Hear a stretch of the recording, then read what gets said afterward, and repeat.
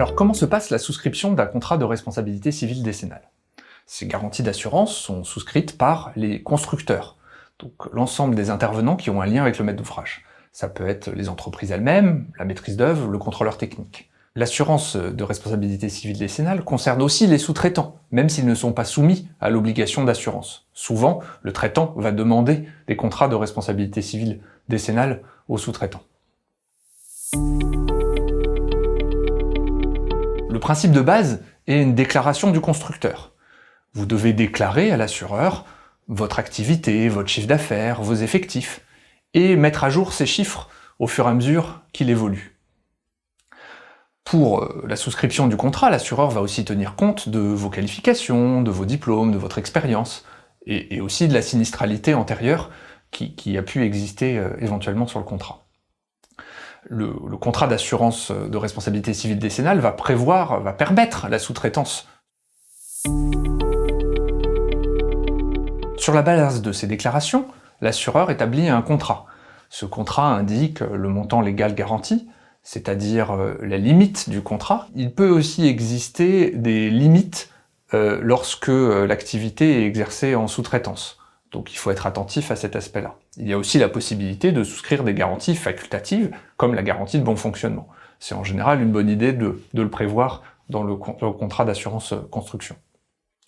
Le contrat va aussi préciser les techniques qui sont utilisées. En général, l'obligation d'utiliser des procédés, ce qu'on appelle de techniques courantes.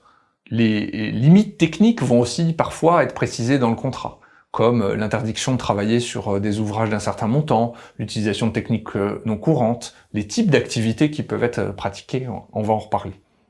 Il y a aussi le montant de la franchise qui est prévu sur le contrat, qui est soumis à la liberté de négociation entre l'assureur et l'assuré. Encore une fois, cette franchise est inopposable à la victime, qui sera bénéficiaire de l'indemnité. Donc la victime va recevoir l'indemnité en totalité, mais ensuite l'entreprise devra s'acquitter de la franchise vis-à-vis de l'assureur. Le contrat en général prévoit aussi une territorialité, par exemple la France métropolitaine, ou bien la possibilité en RC d'aller sur certains pays frontaliers, mais c'est un point à bien vérifier dans le fonctionnement du contrat, notamment pour les entreprises qui interviennent à l'étranger. Il peut y avoir aussi certaines limites dans le fonctionnement du contrat, des limites de chiffre d'affaires pour une activité spécifique, des conditions de garantie, par exemple d'études de sol. Et chaque situation peut être différente en fonction de l'activité. Un point qui est très important, c'est la liste des activités qui sont mentionnées sur le contrat. Si une entreprise intervient sur d'autres métiers, ou même développe de nouveaux métiers, il va devoir faire évoluer son contrat pour pouvoir garantir la nouvelle activité. Par exemple, une activité de fondation spéciale en plus d'une activité de maçonnerie. Il peut y avoir parfois des notions d'activité principale et d'activité secondaire.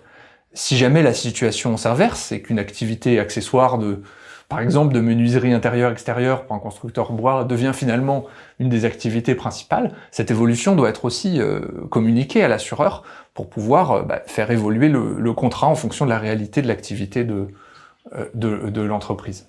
De manière générale, l'ensemble des points qui sont cités dans la déclaration de risque et initiale doivent être actualisés. À chaque fois que certains éléments sont modifiés, le constructeur doit informer l'assureur de cette évolution pour éviter tout problème dans le fonctionnement du contrat d'assurance et l'application de la garantie.